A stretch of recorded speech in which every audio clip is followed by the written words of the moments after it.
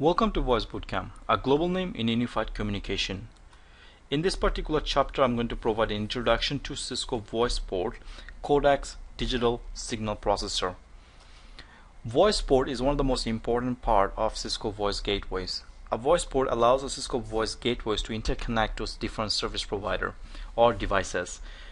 You have two types of voice port in Cisco router, an analog port and a digital port. An analog port is known as FXS or FXO. FXS stands for Foreign Exchange Station, FXO stands for Foreign Exchange Office. Digital port, on the other hand, provides T1 and E1 service up to 23 to 30 channel depending on which one you use. An FXS interface, which allows a Cisco router, connects to an endpoint such as an analog phone using RJ11 cable, which connects directly to an analog phone or fax machine or a modem. Now in this case, the Cisco router provides the provision local services such as assigning extension to the phone, providing dial tone, providing call progress tone such as ringing and ringback. So it's basically act as a service central office. Now in the Cisco router, to assign an extension to the phone, we must create dial pairs. A dial pair allows us to assign an extension to that particular port. So when this router receives a call to an extension called 2101, the router will instruct the process to send the calls to this particular port by sending a voltage on this particular port. The voltage will come across the cable into the phone, which will ultimately generate enough power to ring the phone. So user answers the call, the loop of how the current is flowing will get closed, and therefore the call is connected. When the phone used to make a phone call, all the phone has to do is pick up the handset, dial the number. If the router knows how to reach that number, the router will take the necessary steps to complete the call. FXO port, on the other hand, is an analog port that allows you to connect a Cisco router to a service provider or a telco, which connects directly to an office equipment. Could be in a PVX at your office, or could be a PVX in the service provider network. It is used to make and receive calls from PSTN, and it can be used to connect through PSTN to another site by dialing through the PSTN. Typically, an FXO port will answer an inbound call by default, unless you make some necessary configuration so that the router does not answer the call by default and let the call pass through. Now, just like FXS, to assign an address point to the FXO, you must create a dial pair, and dial pair, for example, will be POTS dial pair with a destination pattern 9T. This basically tells you that if somebody dial 9 followed by any number, T represent any number, send the calls to this particular port, which could be the port right here, and ultimately it will send a request to the PSTN. PSTN will simply then send a voltage and current and whatnot, and the call will go as per the requirement. Digital port plays a great role in a voice gateways. In a digital port, which allows you to connect a small to even mid-size or enterprise company to service provider, allows you to have more volume of calls per line capacity per line. We have two types of digital port to deal with here, three types of digital port rather: a T1 and E1 and ISDN. A T1, which use time division multiplexing or TDM concept to transmit digital data over 24 voice channel using a channel associated signaling. Now, what is a channel associated signaling? Channel associated signaling is a mechanism that allows you to use every single 24 voice channel to provide signaling, as opposed to common channel signaling, which dedicates a port just for that purpose. E1 is the same concept, except that E1 provides 32 time slot where 30 voice channels are allowed, and one channel is reserved for framing, and one channel is reserved for signaling purposes. E1 is mostly used outside of North America and Japan. An ISDN signal or ISDN circuit, known as circuit switch telephony network system, which is designed to allow digital transmission of voice and data over ordinary telephone copper wire. Now, a T1 in ISDN or E1 in ISDN is known as PRI, primary rate interface, with a speed of 1.5 megabits per second. It's actually 1.544 megabits per second for a T1, which allows you to have 23 B channel. Now, B channel means barrier channel, which allows you to carry voice. 23 B channel and 1 D channel. Now, D channel is responsible for signaling. Now, what really happened is this particular D channel is controlling the entire all 23 B channels. So the D channel is responsible for monitoring the status of this B channel to ensure that, to find out how many ports are available, which ports are in use, where the call is passing through, and so on and so. Now, when you use an ISDN signaling, we automatically use common channel signaling as concept, because that particular channel right here, D channel, is dedicated for voice. So there is a common channel for all 23 ports. Most widely deployed in the world, because this is becoming a very popular, simply because it's digital and it provides more service than the previous two. A digital trunk, which provides different options for you to connect to digital network. If you're going to connect a T1 and E1 using a CAS system, which basically allows you to continue to carry an analog signal over digital port. Now, when you're using a CAS, it's basically an analog over digital, and it provides basic functions such as calling party number or caller ID. However, CAS cannot provide all the features as a digital service can. ISDN, which is pure digital, for both T1 and E1, it can provide more service than a regular CAS can. Now, because a separate signaling channel is used, which is known as D channel, and the call control channel speed is about 64 kbps and is widely deployed, so therefore compatibility is not an issue. When you have multiple T1, so let's say you have 5 T1, therefore you have 5 D channel. Well, maintaining 5 D channel could be quite cumbersome, or sometimes you may want to provide a full load balancing or redundancy. In that case, ISDN provide a feature called ANFAS. ANFAS allows you to combine multiple T1 with a single D channel. So therefore, one D channel managing all the 23 B channels from all the T1 that you have available. For ANFAS to work, you must configure ANFAS on your end, and so does the service provider. One of the most important thing about ISDN signaling is the ISDN layer 2 and layer 3 traffic. ISDN layer 2 traffic basically gives you an understanding about layer 2 connectivity issue. It is there to provide a link access procedure on a D channel, similar to HDLC. It is basically a layer 2 signaling protocol, and it provides an identifies an end device by using a layer 2 address, and which can be either manually configured into the end device, such as your router, or learned from the service provider. Now, if you type the command debug ISDN Q921, you should see some messages comes into the router if you have a login console enabled, and it will tell you that these are ISDN Q921 messages. ISDN layer 3 signaling, on the other hand, provides addressing information. In ISDN layer 3, the message contains call number, the calling party number. It contains various call establishment, such as why the call was connected, why the call failed, what the status of the call, and so and so. And this information can be used by the gateways to react, or call manager to react. When you type the command called debug ISDN Q93, this message will show up, or similar type of message will show up when a call is trying to get established. One of the information very useful is the number that you actually dial, such as 911. Obviously, this was a lab call, not a real call.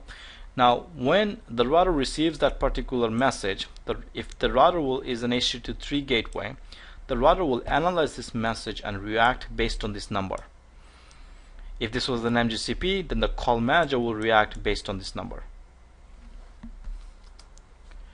Now, configuration of T1 and E1 is quite easy. There are a few parameters that you need to know from your service provider before you can configure your router. First of all, what kind of framing and line code are you going to use? This information will be provided to you by your service provider. Framing and line code information is by default either ESF or BHZ in most cases. And then you have PRI group time slot. Now PRI group time slot is there to configure how many channels are you going to have. Well, first of all, how many voice T1 port channel you can configure will depend on how many DSP chips you have, because for each type of DSP each type of call, different requirements are there. For example, if I'm going to use a Cisco 2801 and I'm going to use the particular VWIC 1MFT T1 card, voice card, if I send G711 call only, I need 2 DSP chips to handle all 24 G711 call. Or I need 3 DSP chips in order to run all 24 G729 call. So the combination of one PVDM2-16 and one PVDM2-8 will serve 2 DSP chips using G711 to support 24 calls. If I have a fractional E1, which means I'm only utilizing the 4th channel of the E1 or 6th channel or 20 channel, whatever, that's known as fractional E1. In that scenario, configuration remains same except the time slot will be 1-4. That means the first 4 ports are available for voice call, remaining ports are shut down or maybe utilized somewhere else.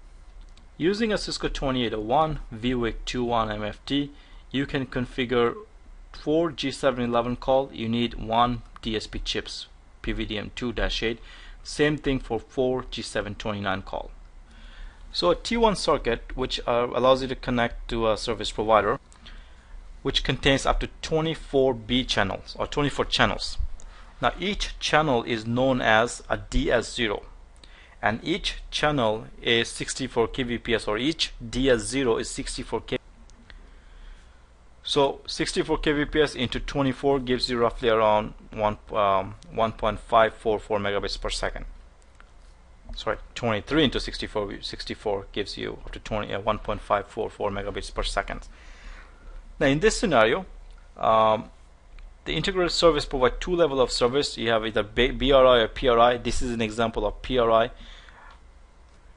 To configure this particular T1 to connect to service provider, there are 4 things, at minimum 4 to 5 things you need to follow. First of all, you need to define what switch type you're going to connect.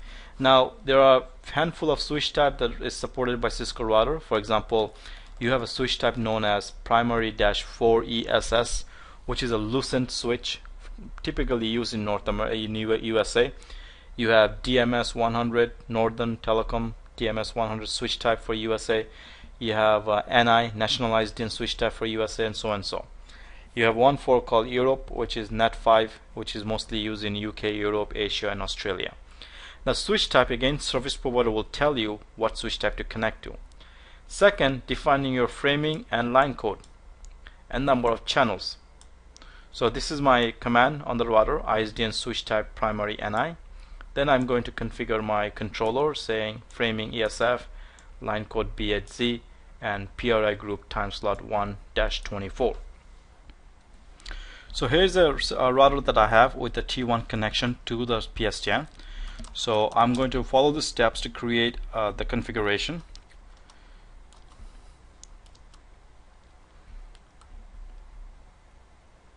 Now you notice this is my T1 card controller that I have. If I type show inventory,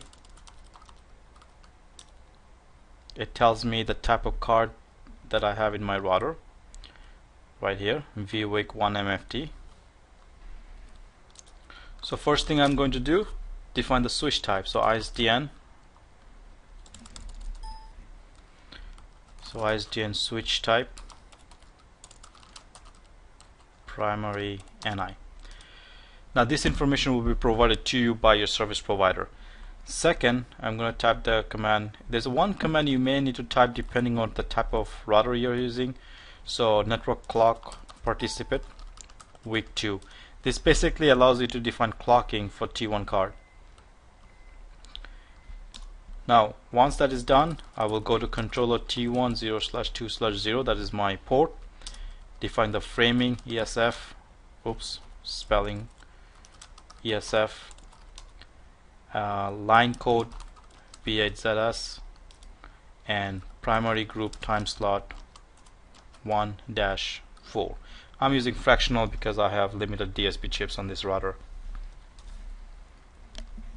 Soon as I do that, bunch of messages comes up, ups and down, basically tells you all the port that are going up and down. So right now, once this is done, if I type show ISDN status, this is one of the most useful tool, and it will tell me that my layer, I got 3 layer information. Layer 1, which is basically related to the cable or interface. Layer 2, that's what we talked about, ISDN layer Q921 messages. Layer 3, which is ISDN Q93. Now, as you notice, the layer 1 status seems to be shut down. So if I type show run,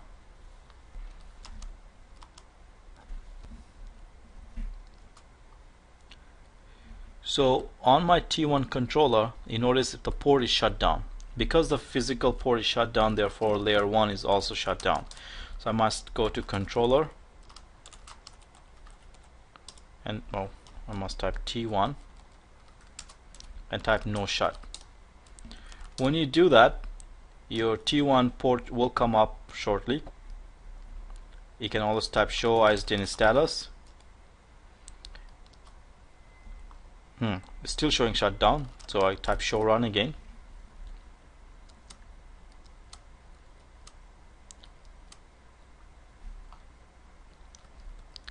So right now my controller is up, but the port is still showing shutdown. So let's go a little bit further in the configuration.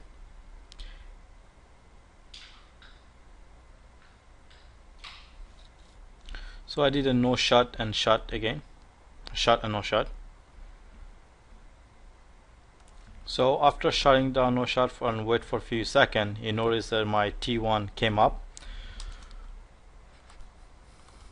So if I type show ISDN status, I should see multi-frame establish. When you have layer 2 multi-frame established, that means your T1, it was able to communicate with the service provider and all the parameters were correct. Layer 1 is active. Layer 3, of course, there's nothing activity right now because there is no call. Now continuing the configuration, I have defined my controller framing, ESF, and number of channel. Now I'm going to create a basic dial pair. Now before I do that, let me show you some configuration that was created dynamically. Whenever you configure this line, PRI group time slot, soon as you type and hit enter, you notice how the 24 number is there, but we only configure 1-4. The reason for this 24, that is your D channel. And if you go a little bit further down in the configuration, you will notice this particular interface, which was not there before, and it is serial 0/2/0:23. 23 because starting from 0 to 23, 23 is your 24th port. And what it does, it defines a command called ISDN incoming voice. That means it is telling the router that incoming call treated as a voice call, and this command also send the calls to the DSP process. Alright, so once that is done, if you type show run and go farther below,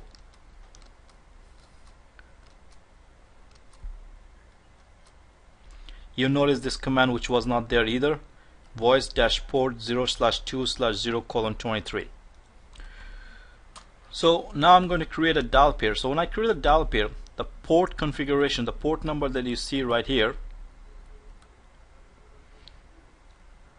this is the port that I'm going to refer to right here.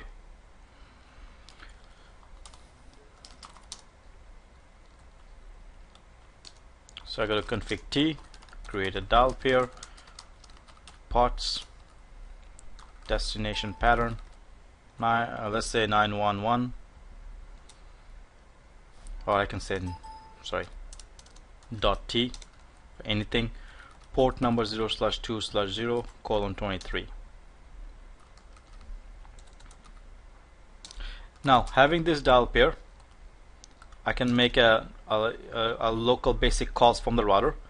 Now I'm going to log into my PSTN as a simulator, and I'm going to show you the call as it comes into my PSTN. So what I'm going to do is I'm going to send a call from the router to the service provider, and I'm going to debug right here to see what number comes in.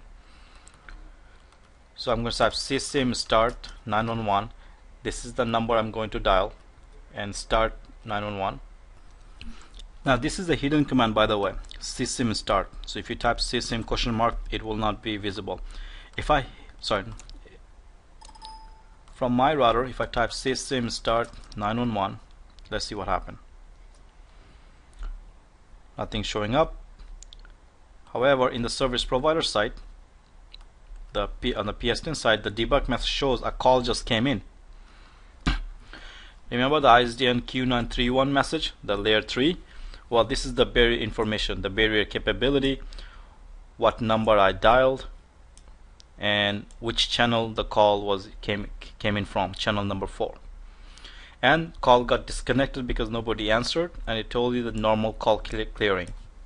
So this information was provided to you by the D channel, as you can see, ISDN's SE serial 0/3:23 on the service provider side.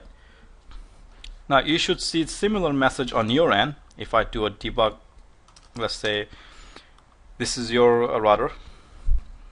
If I do a debug from here, sorry, not debug, CSM start, let's say 201.2001.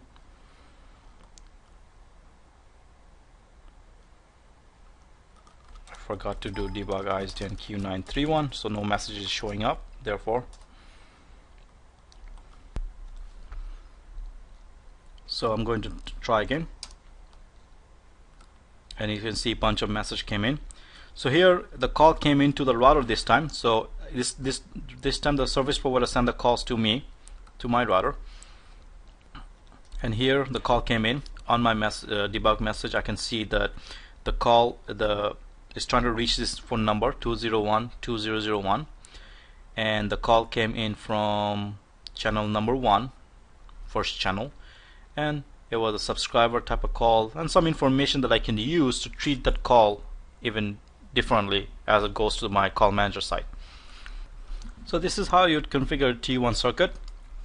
E1 is pretty much the same concept, except that it contains 30 channel, 1 channel for signaling, 1 channel for framing, and each channel is known as DS0. Same procedure, step 1 to 5, define the switch type, define your controller, line code, number of channel, and dial pair. I have a router in UK which contains an E1 port, as you can see right here. I'm going to configure my switch type 5ESS, controller E1 0/2, and no shot. I'm going to define framing first. Framing in it'll be CRC. There's 2 options you have, so really you have no choice. It's either CRC or no CRC. If one doesn't work, try other one. Line code will be, again, 2 options I have, AMI and HDB3. HDB3 is the default one. Hardly anybody use AMI these days, and the number of port I'm going to use is 1 to 4.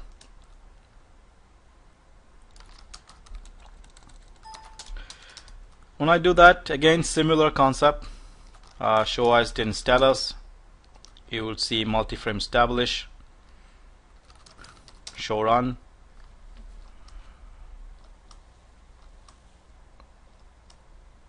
You will see a D channel created. Now here's the difference. In T1, this would be referred as 0/0:23, and E1 is 0:50, because in E1 channel number 17 or slot 17 is considered to be your signaling channel, and channel 17 will be referred as 15 because one of the channel will be utilized for your framing, so therefore is 0 to 16. So if you use 0 to 15, which is a 16 slot, but one channel is used for signaling and one for framing, so therefore the numbering system is a little bit confusing in this scenario. So ISDN incoming voice basically tells the router to treat the incoming call as a voice and send the calls to the DSP chips. So like the T1, I'm going to create a dial pair.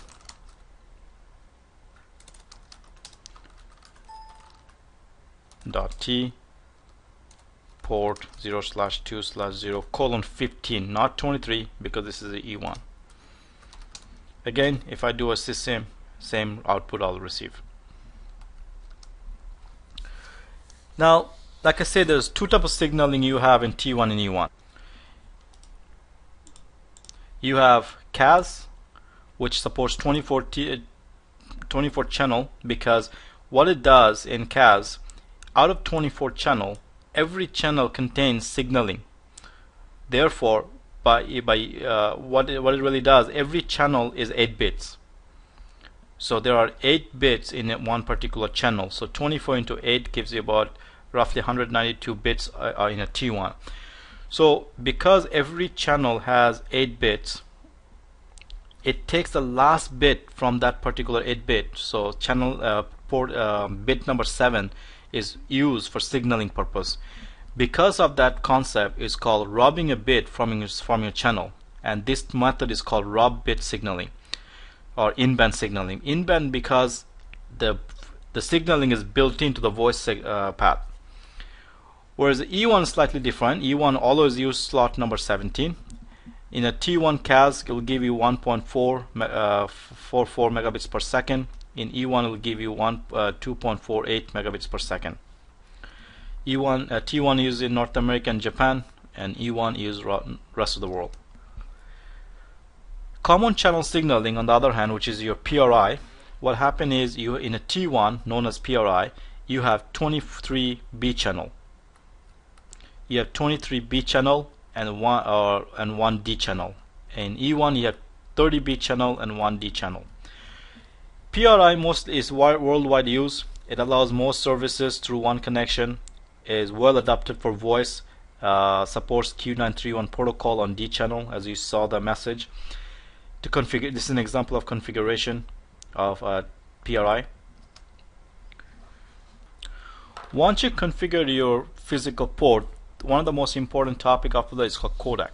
A codec is a device or programming capable of encoding and decoding a digital data stream or signals. The word codec is a blending of two or more words, a compressor and decompressor, or commonly coder decoder. So what does codec do? Codec performs encoding and decoding a digital stream or signals. There are various codecs you have available in Cisco. G711, which is the uncompressed codec, basically the codec that is known as PCM, or pulse code modulation. This is the common wave encoder, use non-linear quantization. Quantization is a way of converting an analog to digital signaling. PCM is defined in ITU standard G711 specification and has a standardized as G711 mu law. Now in North America we use G711 mu law, and rest of the world we use G711 A law. One of the advantages of G711 codec is that it's very simple, it's introduced very little delay, and it produces high quality speech. When using PCM, the first step is to convert the signal from analog to digital. And digital is to filter out the high frequency compound of the signal. Next step is to convert the analog signal to digital signal by filtering the signal as a sample is at a constant rate. And that constant rate is called pulse amplitude module, or PAM. This step uses the original analog signal to modulate an amplitude of a pulse train that has a constant amplitude and frequency. Now 8 bits per sample are used, and sampling occurs at 8,000 samples per second. So therefore 8 bits into 8,000 samples per second, which will result into 64,000 bits per second, or 64 kbps. Now codec compressions, which is standardized ways of encoding voice for transfer across the data network. Like I said, a PCM codec, pulse code modulation, the standard is G711 at a rate of 64 kbps. So how does the 64 kbps come to calculation? Well, first of all, a human speech is about 4 kilohertz per, in terms of frequency. Now, you take twice the sample of that particular frequency. So therefore, you have 8,000 samples per second. And every sample is 8 bits, which is included to 1 byte. So therefore, 8,000 kilohertz into 8 bits, therefore giving you 64 kbps per second. Now, because we're using the entire 8-bit, we're not compressing anything. Therefore, G711 is known as uncompressed codec.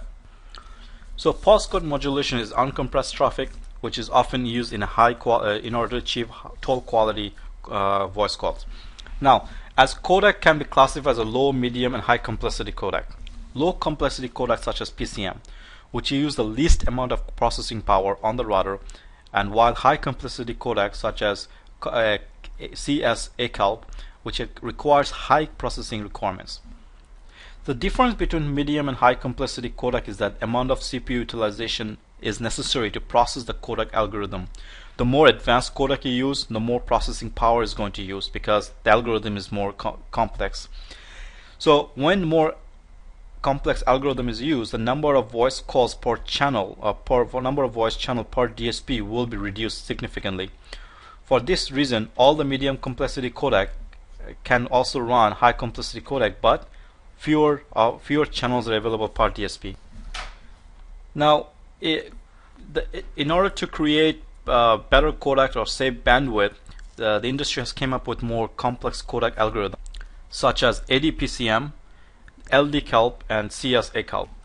ADPCM basically an algorithm, adaptive PCM, allows you to reduce the number of bits per sample that are used. For example, if I use, instead of 8 bits per second, if I use 4 bits or half of this, that means I can reduce the call by 32K as opposed to 64K.